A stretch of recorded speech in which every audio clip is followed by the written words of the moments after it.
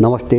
हाम्रो देशमा चुनाव पनि लगभग सकिएको छ र मतहरू पनि झनै सबै आइसकेका छन्।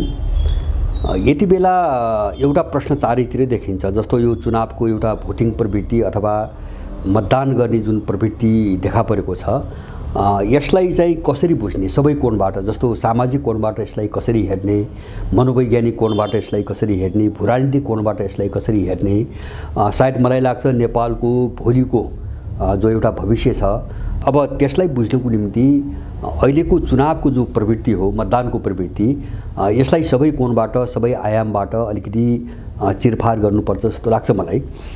अब यहाँ मैले आज विशेष गरिकन सामाजिक पाटोबाट मात्रै, सामाजिक मनोवैज्ञानिक पाटोबाट नेपालका मानिसहरू, गाउँका र सहरका हैन दुवै क्षेत्रमा बस्ने मानिसहरूको मानसिकता कस्तो छ र अहिले नेपाली कुन अवस्थाबाट गुज्रिरहेको छ, यसलाई बुझ्न अलिकति सजिलो होस् र यो छलफलमा जाओस् भन्ने हिसाबले मैले थोरै यो विषयमा केही कुराहरू राख्न खोजिरहेको छु।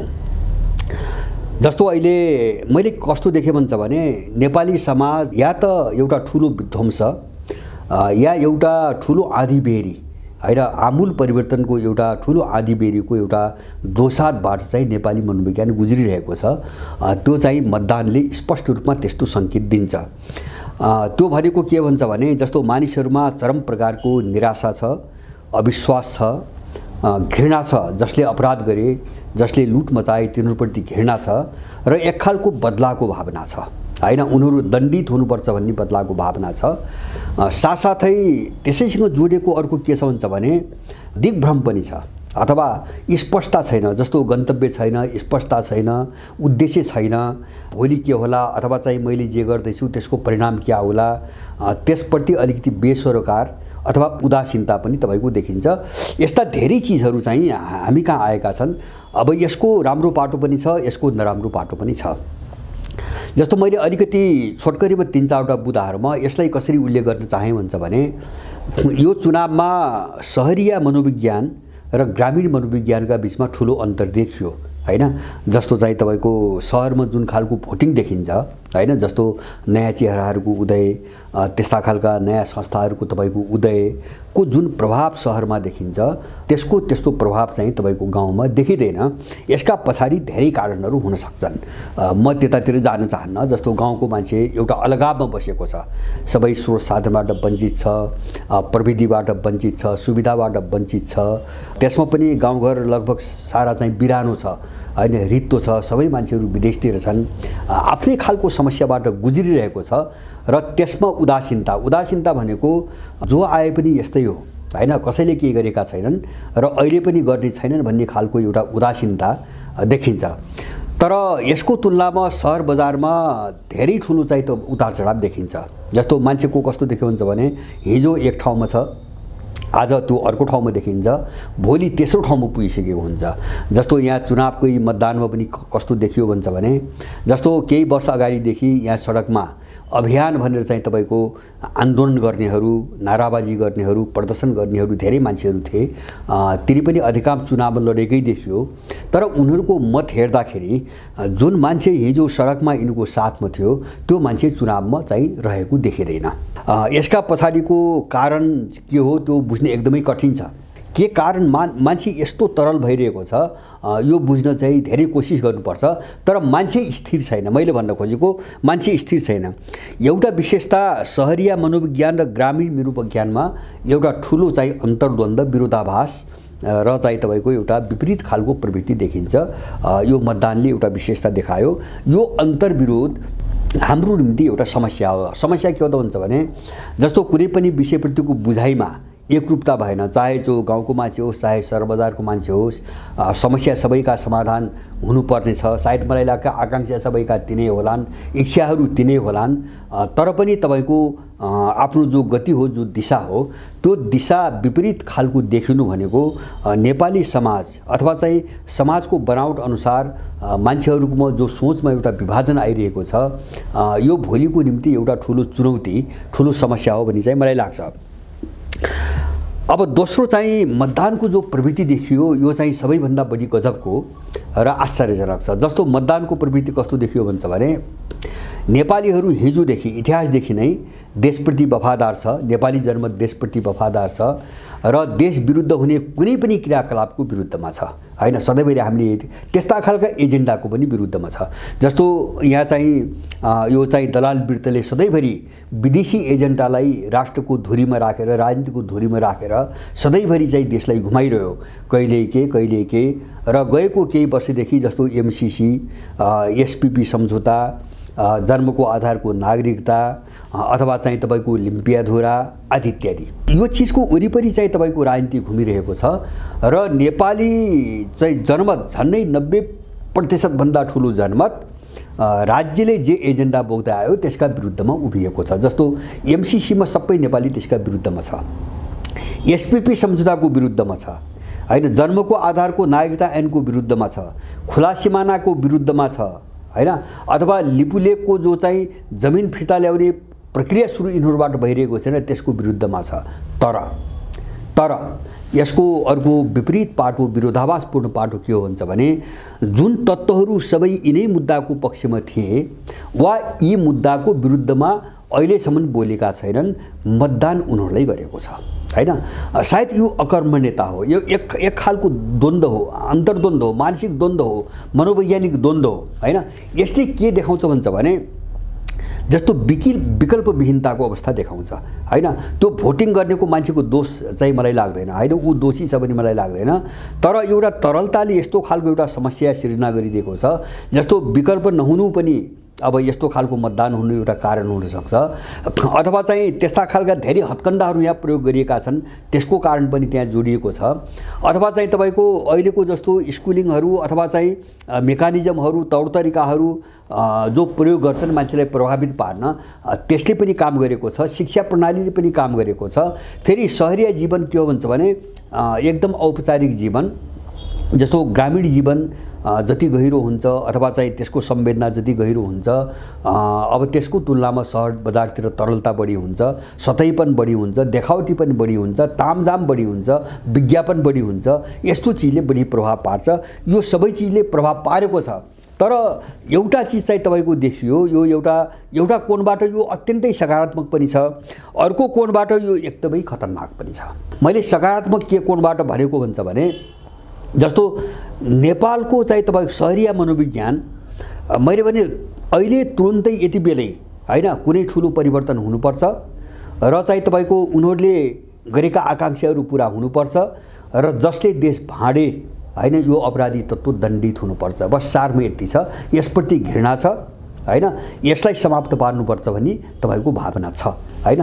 त्यो कारणले मत प्रभावित भइरहेको छ। यसले गर्छ कि त्यसले गर्छ भनेर यो पंक्ति कुदिरहेको छ।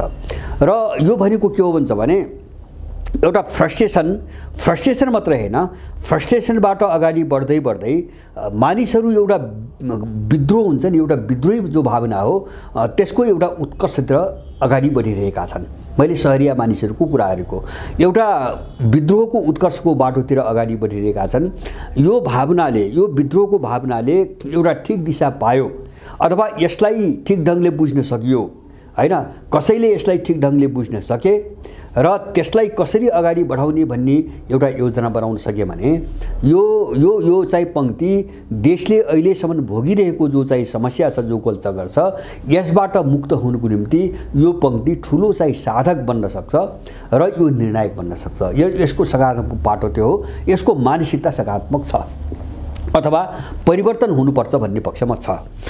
तर अब यहीसँग जोडिएको अर्को खतरनाक पाटो के हो भन्छ भने यदि त्यसो भएन भने एकछिन कल्पना गरौँ, त्यसले ठिक खालको नेतृत्व पाएन अथवा चाहिँ तपाईको अरू मानिसहरू यो मनोविज्ञानलाई बुझेर ठिक ढङ्गले अगाडि बढ्न कोसिस गरेनन्, त्यस्तो विकल्प बन्न सकेन, अथवा बनेछ भने पनि जो गलत शक्तिहरू हुन् उनले पनि आफ्नो खेल खेल्छन्। त्यससँगको लडाइँमा, प्रतिस्पर्धामा एउटा सक्षम र सफल नेतृत्व गर्न सक्ने पंक्ति देखा परेन भने यो मनोविज्ञान विध्वंसकारी पनि बन्न सक्छ हैन। सबै चिज यसले समाप्त पार्न सक्छ हैन। जस्तो यस्ता खालका समस्याहरू विश्वमा धेरै आएका छन्। जस्तो दिशाविहीन भएपछि के गर्ने, निकास बन्द भएपछि के गर्ने हैन, मान्छेले केही पनि बुझ्दैन, उसलाई तत्काल जे गर्नुपर्छ भन्ने लाग्छ, मान्छेले त्यही गर्छ। यो खालको मनोवैज्ञानिक समस्यामा मान्छेले फसेको छ हैन। जस्तो हामीले यस्तो विश्वमा धेरै देख्यौँ, जस्तो अहिले पनि देखिरहेका छौँ। अमेरिकामा एउटा प्रयोग जस्तो एउटा हिजाबलाई लिएर उनले जो कपडा मुख छोपेर लगाउँछन् मुस्लिमहरूले, अब त्यो लगाउने एकजना कुर्दिस महिलाको केटीको मृत्यु भएपछि त्यसकै विरुद्ध स्वरूप जो त्यहाँ प्रदर्शन हुन थाल्यो, अब त्यो एउटा राजनीतिक षड्यन्त्रको रूपमा परिणत भइसकेको छ त्यहाँ, हैन। सबै बाहिरी फ्याक्टरहरू त्यहाँ खेल्न खोजे र अब त्यो चाहिँ तपाईँको जो अन्याय अत्याचार थियो नि, हैन, एउटा हिरासतमा लिएको मान्छे हिजाब लगाएकै कारणले कुनै कारणले मर्यो, अब त्यसलाई नै बहाना बने। भावना एउटा थियो, त्यो विरोधका पछाडिको भावना त्यही थियो, तर अब त्यहाँ राजनीतिक घुसपैठ भयो, हैन। त्यो अन्तर्राष्ट्रिय ध्रुवीकरणको एउटा मुद्दा बनेर जब गयो, इरान एउटा चाहिँ जटिलतातिर चाहिँ प्रवेश गरिरहेको छ र त्यो प्रदर्शन अहिले पनि रोकिरहेको छैन। र अब त्यो एउटा सामान्य चाहिँ तपाईँको प्रश्न अब विश्वका शक्ति राष्ट्रहरूका बीचको एउटा लडाइँ र बहसको मुद्दा बनिसक्यो। अब त्यहाँ चाहिँ त्यो ढङ्गले लगियो, हैन। मान्छेको मनोविज्ञानलाई अथवा चाहिँ त्यसलाई उत्तेजनामा बदल्नको निम्ति कस्तासम्म खेल खेल्न सकिन्छन् भन्ने एउटा उदाहरण मैले नेपालको भोलिको खतरा देखाउन खोजिरहेको यसबाट। र दोस्रो एउटा म अर्को एउटा उदाहरण दिन्छु। जस्तो युक्रेन जुन हालतमा अहिले छ, जुन सङ्कटमा फस्यो, त्यसको पृष्ठभूमि हामीले हेर्नुपर्छ। सन् 2014 मा, हैन, तपाईँको 8 वर्ष अगाडि अब रुसी भाषी र चाहिँ युक्रेनी भाषी अथवा युक्रेनी र रुसीको नाममा अमेरिकनहरूले जुन घृणा सुरुदेखि चाहिँ बढाउँदै गएका थिए, त्यसैको परिणामस्वरूप त्यहाँ जनताबाट चुनिएको राष्ट्रपति यानुकोभिचलाई जब सडकबाट अवतस्त गरियो, युक्रेन एउटा दुर्दशाको चक्रव्यूहमा फस्यो, हैन। चक्रव्यूहमा फस्यो र उनीहरूले अमेरिकनहरूले जो एउटा घृणाको वातावरण विकास गरिरहेका थिए, त्यो भावनालाई एउटा इमोसनमा तपाईँको प्रयोग गरे, उत्तेजनामा प्रयोग गरे, त्यो विद्रोहमा भड्कियो, त्यसले कुरो बुझेन। अनि चाहिँ तपाईँको युक्रेन के अरे क्रिमिया सङ्कट देखा पर्यो। क्रिमिया सङ्कटपछि अनि बिस्तारै उनले के गरे भन्छ भने यस्तो पात्र छारे सत्तामा जो राजनीतिक सुझबुझबाट बाहिर होस्, जो राजनीति नगरेको होस्, जसले राजनीति बुझेको नहोस्। उनले जेलेन्स्की जस्तो पात्र खडा गरे। त्यसपछि उसले चाहिँ युक्रेन चाहिँ ध्वस्त बनाइदिए, रुससँग लडाएर युक्रेन ध्वस्त बनाइदिए। माने भूराजनीतिक रूपमा खेल खेल्ने कतिपय शक्तिहरूको यो चालबाजी हुन्छ। यसलाई सामान्य मान्छेले बुझ्दैन, जो निराश र फ्रस्ट्रेट हुन्छ त्यो मान्छेले बुझ्दैन, त्यसकै दुरुपयोग गर्छन्। त्यो दुरुपयोग हुने खतरा पनि नेपालमा बढ्यो चुनावको टेन्डेन्सी हेर्दा। मैले दुईटै कोणबाट भने, त्यसलाई ठिक ढङ्गले अगाडि बढाउन सकियो, त्यससँग राम्रो ढङ्गले सहकार्य गर्न सकियो, अथवा त्यसलाई देशको मूल जो लडाइँ हो त्यससँग जोड्न सकियो, हैन, त्यसले एकदमै राम्रो काम गर्ने सम्भावना छ। र अब त्यसको दुरुपयोग भयो भनेपछि त्यो विध्वंसकारी हुने पनि तपाईँको खतरा देखिन्छ। किन भन्छ भने मतदानमा त्यो पङ्क्तिको कुनै पनि स्थिरता पनि मैले देखिनँ, एकदमै अराजक छ, त्यो एकदमै स्वच्छन्द छ। र त्यति मात्र होइन, त्यसको कुनै गन्तव्य हुन्न। जस्तो मैले अघि नै पनि भने, जबकि अहिले संसदमा जति चुनाव गए, रूपरङका पार्टी धेरै छन्, जति गए सबै यही व्यवस्थाका पक्षधर छन्, हैन। एकाध केही छोडेर व्यक्तिगत रूपमा, है, म पार्टीगत रूपमा भन्दैन, व्यक्तिगत रूपमा केही व्यक्तिहरू छोडेर सबै यही व्यवस्थाको पक्षमा छन्, सबै यही व्यवस्थाले उठाएका मुद्दाहरूकै पक्षमा छन्, सबै चाहिँ तपाईँको एमसीसी एसपीपी जन्मको आधारको नागरिकता ऐनकै पक्षमा छन् र सबै नेपालको भूराजनीतिलाई गिजोल्नको निम्ति 2063 सालदेखि जे जस्ता साम्प्रदायिक मुद्दाहरू उठाए, सबै यसलाई यो ठिक हो, हैन, भन्ने पक्षमा छन् भने आधारभूत रूपमा देशमा कुनै पनि परिवर्तन आउँदैन, आउने सम्भावना पनि मैले देख्दैन। तर मान्छे चाहिँ तपाईँको यताउता गरिरहेको छ, हैन। यो एउटा समस्या, मनोवैज्ञानिक समस्या। मैले भने जस्तो अब दिशाविहीनता र गन्तव्यहीनता दोस्रो ठुलो समस्या। र तेस्रो एउटा समस्या तपाईँको के देखिन्छ भन्छ भने व्यापक रूपमा चाहिँ मस्तिष्कको प्राविधिकरण गरिएको छ। सहरिया चाहिँ जनमतको मस्तिष्क अत्यधिक रूपमा प्राविधिकरण गरिएको छ। अथवा यसो भन्नुको कारण के भने मान्छेले मूल्यको कोणबाट अब सोच्न नसक्ने हुँदै गयो, हैन। जस्तो मूल्य भनेको तपाईँ चाहिँ जस्तो भोलि म कहाँ पुग्ने, म कस्तो बन्ने, म के बन्ने, हैन, अथवा मेरो समाजप्रतिको भूमिका के, देशप्रतिको भूमिका के, आदि इत्यादि, हैन। मूल्यहरू हुन्छन्, दृष्टिकोणहरू हुन्छन्, सिद्धान्तहरू हुन्छन्, आचरणका कुराहरू हुन्छन्। यसप्रति मान्छे बेसरोकार बन्दै गएको छ। सरिया जनमत बेसरोकार, त्यसमा पनि युवा पङ्क्ति। र ऊ कहाँबाट प्रभावित छ भन्छ भने अहिले चाहिँ यो जो पछिल्लो कालमा विकास भयो नि प्रविधि, विशेष गरेर सामाजिक सञ्जाल र त्यसलाई प्रयोग गर्ने जो मेकानिजमहरू, जुन तरिकाहरू प्रयोग भए त्यसले निकै ठुलो प्रभाव पार्दै गएको छ। अथवा मान्छे सतही, जस्तो तपाईँको फेसबुकमा यस्ता ठुल्ठुला प्लेटफर्महरू बनाइन्छ, ट्विटरमा प्लेटफर्महरू बनाइन्छ, युट्युबहरूमा त्यस्ता प्लेटफर्महरू बनाइन्छ, जस्तो यस्ता व्हाट्सएपहरू छन्, मेसेन्जरहरू छन्, आदि इत्यादि धेरै चिज छन्। अब यहाँबाट प्रभावित पार्ने जुन एउटा रणनीति विकास भएको छ पछिल्लो पटक, यसको अत्यधिक प्रभाव देखिन्छ मानिसहरूमा, हैन? युवा चाहिँ पुस्तामा यसको अत्यधिक प्रभाव देखिन्छ। त्यसले मान्छेलाई बढीभन्दा बढी यान्त्रिक बनाउँदै लगेको छ। यो साह्रै ठुलो खतराको पाठ हो। किन त्यस्तो मानिसले, जो मान्छे प्रविधिले चाहिँ उत्पन्न गर्ने अथवा प्रविधिको प्रयोगबाट गरिने विज्ञापन वा तामझाम वा चाहिँ त्यस्तो खालको एउटा क्याम्पेन हुन्छ नि, त्यसबाट मुक्त नहुने मान्छे मूल्यबाट धेरै टाढा हुन्छ, सोचबाट धेरै टाढा हुन्छ। उसले आफ्नो सोच अनुसार फैसला गर्दैन कि त्यसभित्रको जो जनमत देखिन्छ अथवा त्यहाँ जे लेखिन्छ, जे प्रचार गरिन्छ, बाहिर चाहिँ तपाईँको एक खालको भन्छ भने एउटा बजार, हैन, बाहिर रूपमा जे देखिन्छ त्यसबाट प्रभावित हुने बढी चाहिँ तपाईँको खतरा हुन्छ। यो आम रूपमा सामान्य मान्छेहरूको पनि समस्या हो। जो चेतनाको हेरले अलिक कमजोर हुन्छन् उनीहरू सबैको समस्या हो यो। त्यो चिजलाई अहिलेको चुनावमा अत्यधिक रूपमा प्रयोग गरिएको छ।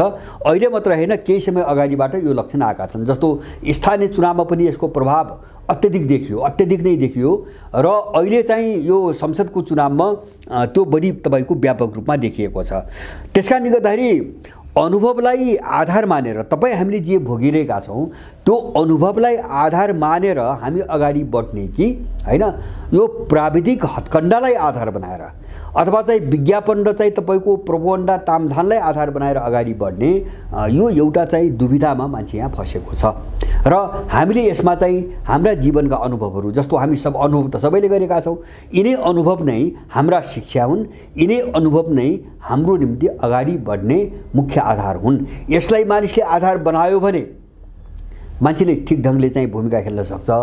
यसलाई भएन भने समस्याको जो सार हो त्यो सार र बाहिर देखिने रूपको विरोधाभासमा मान्छे फस्छ, त्यसको अन्तर्द्वन्द्वमा मान्छे फस्छ, त्यसको चाहिँ दुष्चक्रमा मान्छे फस्छ र दिग्भ्रमित हुन्छ। यस्तो खालको एउटा समस्या अहिलेको मनोविज्ञानमा, मानिसहरूको मनोविज्ञानमा निकै माथि पुगिसकेको चाहिँ तपाईँको देख्छु मैले चुनावको परिणामबाट। अब सायद मलाई लाग्छ यही चिजलाई हेरेर होला है, जस्तो रणनीति बनाउनेहरूले पनि, चाहे मेरो कुरा गर्नुहोस् चाहे अर्काको कुरा गर्नुहोस्, रणनीति कुनै राजनीतिक रणनीति, सामाजिक आर्थिक रणनीति बनाउने मान्छेले पनि हेर्ने चिज के हुन्छ भने पहिलो कुरो जुन समूहलाई उसले टार्गेट गरेको हुन्छ, लक्षित गरेको हुन्छ, उसको मनोविज्ञान नै हेर्छ उसले, हैन? किन त्यहाँ त प्रभाव पार्नु पर्यो, हैन? लक्षित जनसङ्ख्यामा प्रभाव पार्नु पर्यो। त्यसकारणले त्यसको मनोविज्ञान कस्तो छ भने उसले रिडिङ गर्छ र आफ्नो रणनीति बनाउँछ। त्यसकारणले रणनीति कस्तो अहिले देखियो यो चुनावमा भन्छ भने, जस्तो मान्छेहरूलाई अधिकतम रूपमा कसरी उत्तेजनामा ल्याउने, कसरी उत्तेजित बनाउने। किन मान्छेमा फ्रस्ट्रेसन छ, निराशा छ, घृणा छ, सब चिज छ, हैन? ग्राउन्ड सबै तयार छ। अब त्यो मान्छेलाई कसरी उत्तेजनामा ल्याउने, त्यो हतियार प्रयोग गरियो व्यापक रूपमा, अथवा त्यो भोलि पनि प्रयोग गरिन्छ, व्यापक रूपमा प्रयोग गरिन्छ।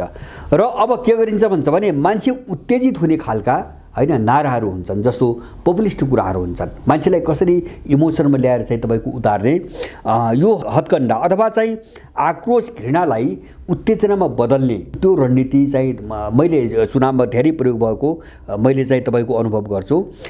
दोस्रो चाहिँ तपाईँको एउटा, अब यो एउटा डिजाइनमा अब नेपालको मान्छेलाई कहाँ फसाइरहेका छन् भन्छ भने, जस्तो मैले बारम्बार भनेको छु, हामीले बहस गरौँ सोचमा। किन समस्याको समाधान सोचले दिने हो, पात्रले दिने होइन, व्यक्तिले दिने होइन, कुनै दलले दिने होइन, त्यसले बोकेको सोचले, त्यसले बोकेको विचारले, त्यसले बोकेको दिशाले र त्यसले बनाउने कार्यक्रमले समाधान दिने हो, हैन? तर यहाँ केही म गोलचक्कर देख्छु। जस्तो म त्यो गोलचक्कर भन्छु धेरै पहिलेदेखि, सायद यो धेरै पछिसम्म रहला, किन सबै मान्छेहरू एउटै स्तरका हुँदैनन्, सबै मान्छेहरूले एउटै ढङ्गले बुझ्दैनन्। जस्तो यहाँ बारम्बार के भइरहेछ भन्छ भने दृष्टिकोण सोच र चाहिँ तपाईँको मूल्यहरूमा जानुभन्दा पनि होइन दुई चारवटा एउटा समस्यामा मान्छे फसिरहेको छ। मान्छे कहाँ फसेको छ? पुस्तामा फसिरहेको छ। पुस्तामा बहस गराइरहेका छन् यिनीहरू होइन, जानी बुझिकन। किनकि मान्छेको ध्यान जो मूल समस्या हो त्यहाँ चाहिँ केन्द्रित हुन नपाओस्, त्यसैले उनीहरूले पुस्तामा लडाइरहेका छन्, पुरानो पुस्ता कि नयाँ पुस्ता होइन। अब दोस्रो कुरो, उनले शासकीय स्वरूपमा लडाइरहेका छन्। संसदबाट निर्वाचित राष्ट्रपति कि प्रत्यक्ष निर्वाचित राष्ट्रपति होइन, उनले त्यहाँ बहकाइरहेका छन्। उनले कहाँ लडाइरहेका छन् भन्छ भने पूर्ण समानुपातिक, जस्तो यो प्रत्यक्ष चुनाव पनि हटाएर सबै समानुपातिक गर्ने कि सबै प्रत्यक्ष निर्वाचनबाट जाने तपाईँको तरिका अपनाउने, अब यहाँ लडाइरहेका छन्। अब यो लडाइँले हामीलाई के दिँदैन त भन्छ भने जस्तो व्यवस्थाभित्र हामीले जे समस्या देखेका छौँ अथवा चाहिँ रोजगारी र विकासमा जे समस्या देखेका छौँ अथवा हाम्रो सार्वभौमिकता र हाम्रो क्षेत्रीय अखण्डतामा जुन समस्या देखेका छौँ, यिनी समस्याहरू यस्तो बहसले समाधान गर्दैन।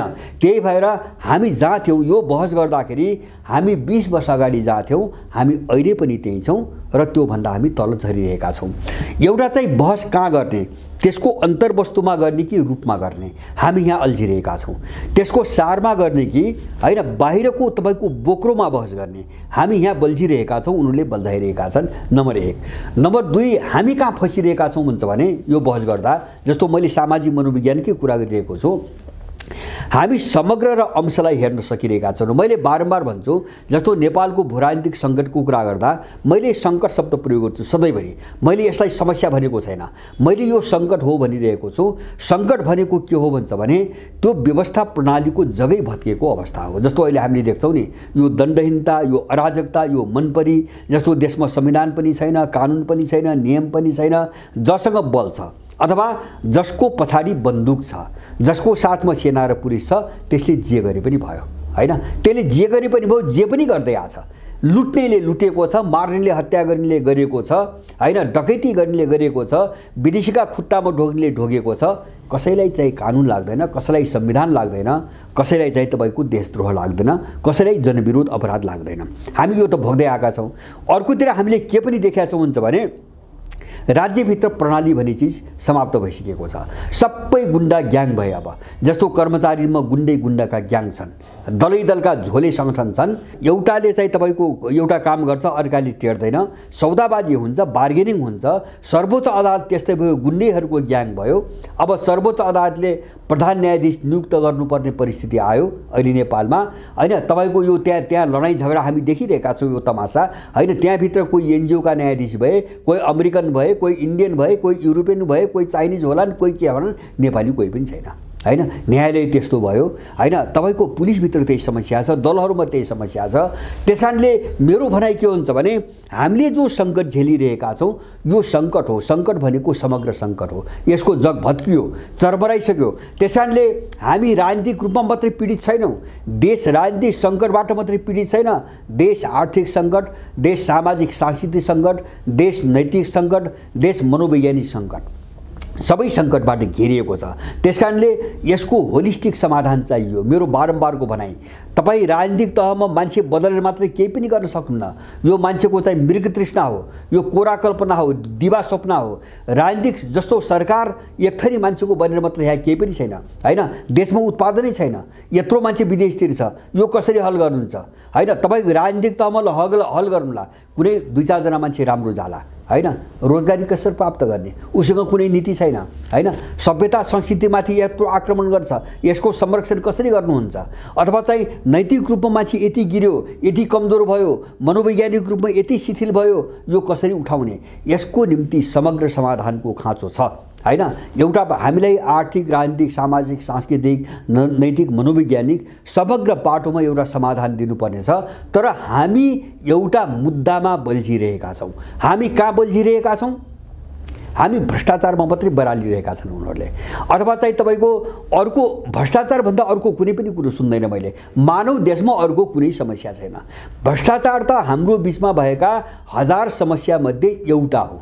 1000वटा समस्या हामीले तपाईको सूची बनायो भने त्यो भित्रको एउटा समस्या हो हैन। त्यो एउटा समस्या त्यसमा पनि हामीले बुझ्नुपर्ने के हुन्छ भने बाँकी 979 वटा समस्याहरूलाई पनि समाधानको कोसिस नगरिकन भ्रष्टाचारको समस्या समाधानै हुँदैन। किन भ्रष्टाचार व्यक्तिमा छैन, मैले पहिले पनि भनेको छु, भ्रष्टाचार नीतिमा छ हैन। भ्रष्टाचार राज्य सञ्चालन गर्ने तपाईको सिद्धान्तमा छ, जसलाई हामी नव उदारवाद भन्छौँ, जसलाई हामी खुला बजार अर्थनीति भन्छौँ हैन। भ्रष्टाचार त्यहाँ छ, त्यसले करप्सनको बाटो खोलेको छ। त्यसकारणले तपाईँ यो मूल पाटोसँग जब लड्नुहुन्न, तपाईँ भ्रष्टाचारभन्दा माथि माथि कुद्नुहुन्छ। कहिले गर्दैन? जस्तो मलाई के विश्वास छैन भन्छ भने अहिले मान्छेले जतिसुकै ठुला गरून्, यिनीहरूले कसैलाई भ्रष्टाचारी किटान गरेर जो जितेका छन् अरू पार्टी, पुराना पार्टीहरू, यिनीमध्ये कसैलाई भ्रष्टाचारी किटान गरेर हैन एउटा पनि फाइल अगाडि बढाउँछन् भन्ने मलाई चाहिँ विश्वास छैन। त्यो कसैले आशा नगर्दा हुन्छ। बरु यहाँ खेल के भइरहेछ त भन्छ भने सरकारमा जाने, कति मन्त्री लिने, कोसँग वार्ता गर्ने, त्यहाँ भइरहेछ। हुन्छ नै त्यही। त्यसकारणले गर्दाखेरि हामी समग्रमा जाउँ, अंशमा चाहिँ नघुमौँ। हामी यहाँ हाम्रो ठुलो समस्या, उनीहरूले हाम्रो यो समस्या पक्रिरहेका छन् र हामीले चाहिँ तपाईँको अंशमा हामीले कुदाइरहेका छन्, सानसाना इस्युहरूमा हामीलाई खेलिरहेका छन्। यस्ता खालका तपाईँको समस्याहरू हामीले अहिले जो झेल्दै आछौँ नि, यसको चाहिँ तपाईँको प्रयोग बडो कुशलतापूर्वक गरेको देखियो चुनावमा। अब चाहिँ यसले के हुन्छ भन्छ भने मेरो एउटा अनुमान, मैले भने नि अघि न, मलाई लाग्छ विश्वको समग्र परिस्थिति हेर्दा भूराजनीति हैन, किन हामी नेपाल मात्रै हेरेर यहाँका 2-4 मान्छेको कुरा मात्रै सुनेर देशको परिकल्पना, भविष्यको परिकल्पना गर्ने यो मूर्खता हामीले गर्नु हुँदैन। हामीले विश्वको भूराजनीतिबाट हामी अलग हुन पनि सक्दैनौँ। नेपालको भूराजनीति त्यही समस्यासँग जोडिएको छ। त्यसकारणले मलाई के लाग्छ भन्छ भने जो अहिले चुनावमा जुन नतिजा देखियो, मैले सामाजिक मनोविज्ञानको त कुरा गरेँ, समाजको मान्छे निर्दोष छ, चाहे सहरको होस् चाहे गाउँको होस्, निर्दोष छ। बाटो नपाए, विकल्प नपाए के गर्ने? जब भोट एउटालाई हाल्नै पर्छ भने कसलाई हाल्ने भन्ने मान्छेले छान्छ। त्यो ठुला कुरा होइन, त्यसलाई ठुलो कुरो मान्न हुँदैन। तर उसको दिमागमा जे अहिले बसिरहेछ नि, त्यसलाई कसरी व्यवस्थापन गर्ने भन्ने समस्या नै हो। त्यो व्यवस्थापन गर्नेहरूको समस्या हो हैन, भोट हाल्नेहरूको होइन, व्यवस्थापन गर्नेहरूको समस्या हो।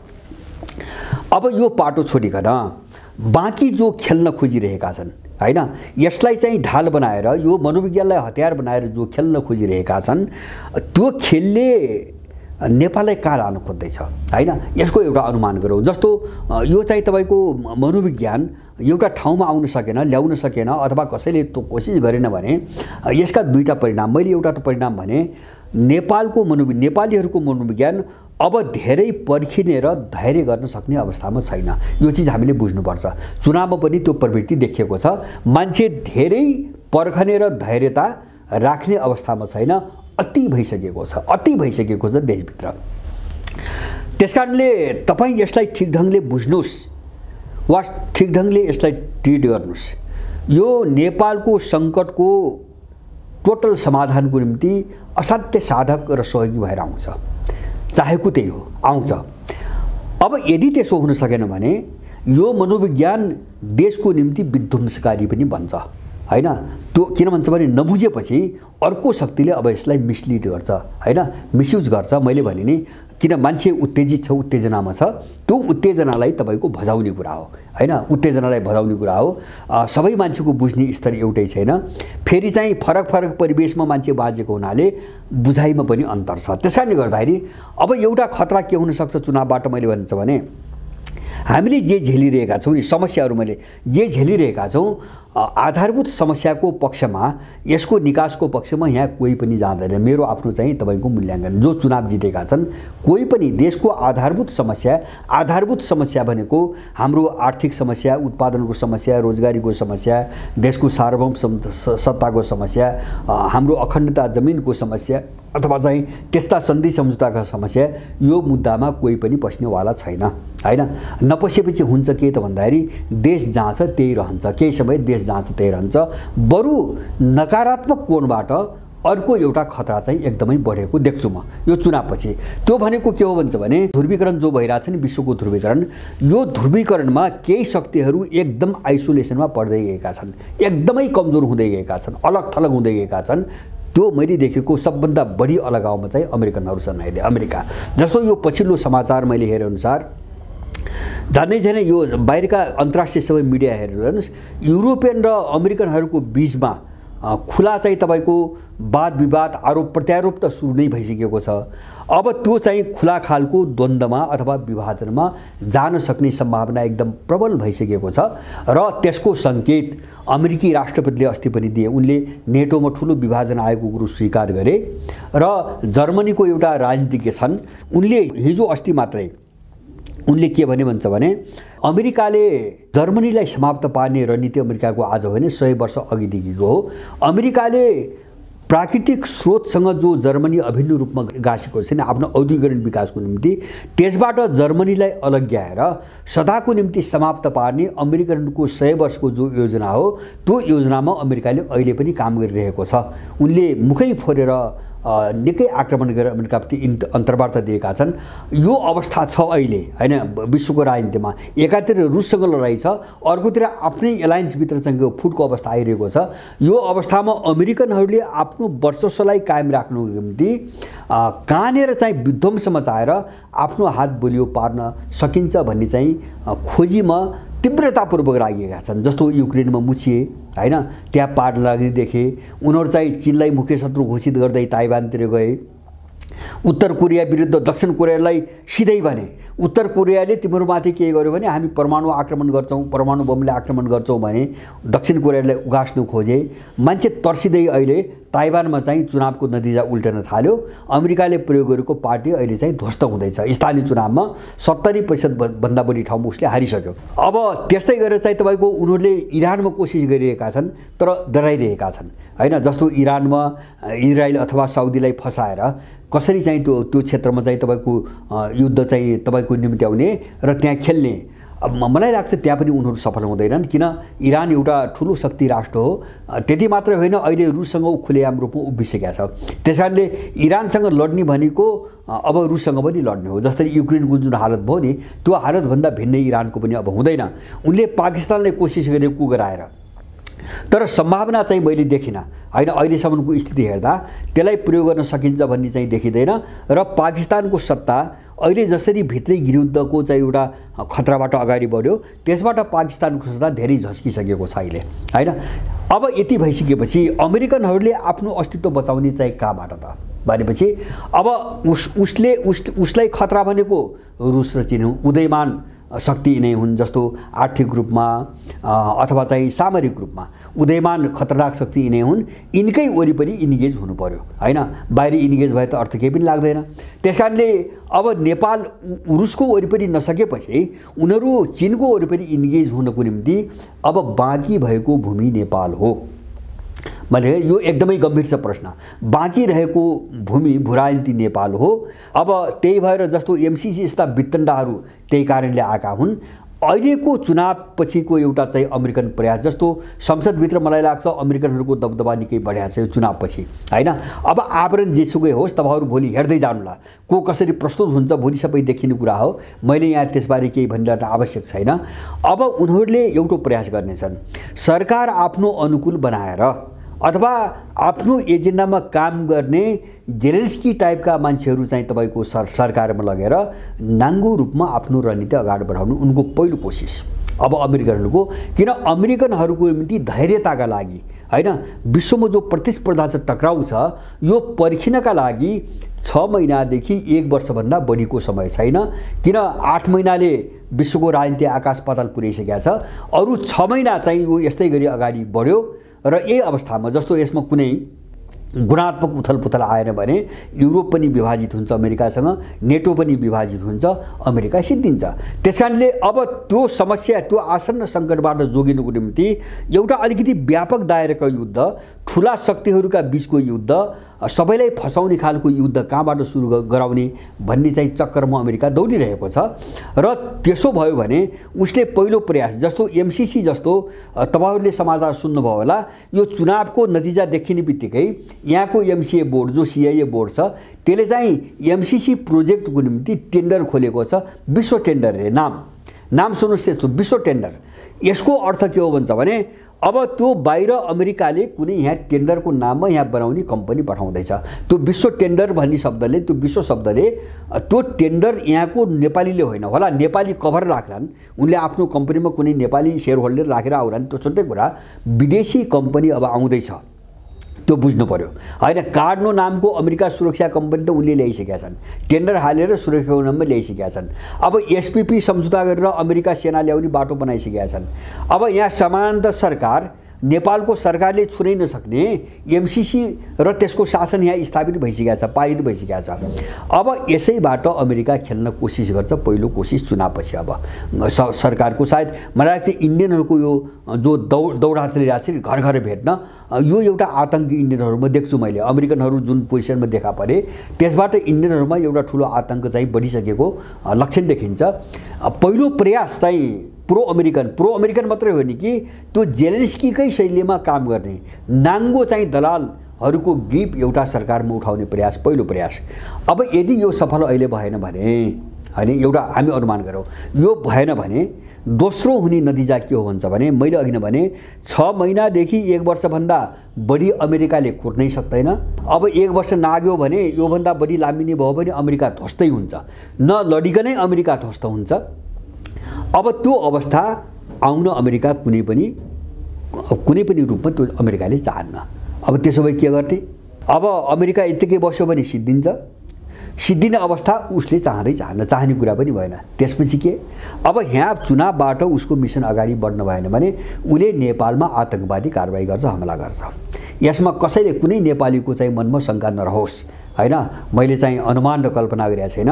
त्यसको निम्ति उसले पूर्वाधार बनाइसकेको छ धेरै पहिले हैन। त्यो पूर्वाधार भने के हुन्छ भने सन् 2018 देखि 20 मा चाहिँ 1 वर्ष ग्याप गरेर खाली गरेर अहिलेसम्म अमेरिकाले विश्वभरिको आतंकवादका बारेमा एउटा रिपोर्ट सार्वजनिक गर्छ।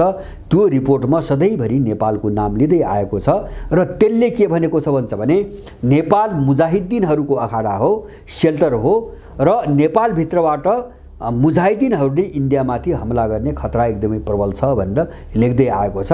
त्यो उसको तयारी हो, एउटा अप्सन विकल्प। भोलि जस्तो उसले सोचेको सकेसम्म त कानुनी रूपमा वैधानिक रूपमा एकै मान्छेलाई प्रयोग गरेर काम गर्ने हो। जसरी जेलेन्स्कीलाई प्रयोग गर्यो सिद्धो त युक्रेन, अमेरिकालाई के भयो? त्यस्तै गरेर नेपाललाई प्रयोग गर्ने फसाइदिने मान्छे प्रयोग गर्ने सिद्धिन्छ, सफल भएको सिद्धिन्छ। उसको पहिलो छनौट त्यो हुन्छ। त्यो भएन भने उसले आतंकवादी हमला गर्छ, रिपोर्ट सार्वजनिक गर्दै आएको छ। त्यस्ता ग्याङहरू उसले नै पाल्ने हो, उसले नै बनाउने हो। यो दिशातिर नेपाल गयो, मेरो निष्कर्ष यो हो। यो कोसिसतिर नेपाल गयो, या त चाहिँ अमेरिकन टट्टुहरूको चाहिँ सरकार बन्छ। त्यो कोसिसमा पहिलो कोसिसमा छन् उनीहरू। यदि त्यो सम्भावना तत्काल भएन भने समीकरणले त्यो अलिकति मुस्किलै देखाउँछ। किन चाहिँ अघिल्लो पुस्ता अमेरिकनहरूले चाहँदै पनि त्यो ढङ्गले जान सकेन। यो नसक्नुको एउटै कारणले हो, कमसेकम अपराधी भए पनि लुटेरा तिनकै दलाल भए पनि अघिल्लो पुस्ता राजनीतिक पुस्ता हो, राजनीति गरी आएको पुस्ता हो। उनीहरूले कमसेकम भोलि आफूमाथि आइपर्ने जो जोखिम हो नि, त्यो जोखिमलाई हेरेर पनि अमेरिकनहरूले जे भने त्यो अनुसार जान सकेनन्। गर्न गरे अमेरिकनहरूको काम, तर नाङ्गो रूपमा जान सकेनन्। अमेरिकनहरूको चाहना नेपालभित्र एकदम फ्री तिब्बत मुभमेन्ट अहिले सङ्गठित गरिहाल्ने र अब चाहिँ नेपाललाई चाहिँ चीन विरुद्ध चाहिँ तपाईको अमेरिकन एउटा ब्यारेकमा परिणत गर्ने, जस्तो एमसीसीको ब्यारेकमा परिणत गर्ने, त्यो दिशामा जान सकेनन्। त्यसकारणले त्यो दिशामा जान सक्ने अथवा त्यहाँ पनि नहिचकिचाउने पात्रको खोजीमा छ अमेरिका। अब त्यो समीकरण बन्ला नबन्ला अहिले त्यसमा चाहिँ काल्पनिक छलफल नगरौँ, मैले मुस्किलै देख्छु। अब त्यसो भयो भने उसले नेपालमा अराजकता फैलाउँछ, हत्या हिंसा फुर गर्छ। त्यसको निम्ति मैले यति कुरा किन गरेको हुन्छ भने त्यसको निम्ति जस्तो अहिलेको भोटिङको जो टेन्डेन्सी छ मनोविज्ञान, अब यो चाहिँ तपाईको उनीहरूले यसलाई जोड्न सक्यो भने यो खतरनाक भएर निस्किन्छ, देशको निम्ति यो खतरनाक भएर निस्किन्छ। किनभने यो दिग्भ्रमित छ, यो दिशाविहीन छ, यो आक्रोश उत्तेजनामा मात्रै छ। यसले मेसो पाइरहेको छैन, फ्रस्ट्रेट छ। यो मनोविज्ञानलाई बुझेर तपाईँ हामी सबैको कोसिस त्यो सकारात्मक जो विद्रोही मनोविज्ञान छ नि, त्यसलाई कसरी देशको सङ्कटको निकासको चाहिँ तपाईको लडाइँसँग जोड्ने, यो दिशातिर सबैको बहस र व्यक्तिगत रूपमा सबैको पहल हुन एकदमै जरुरी छ। हस्, धन्यवाद।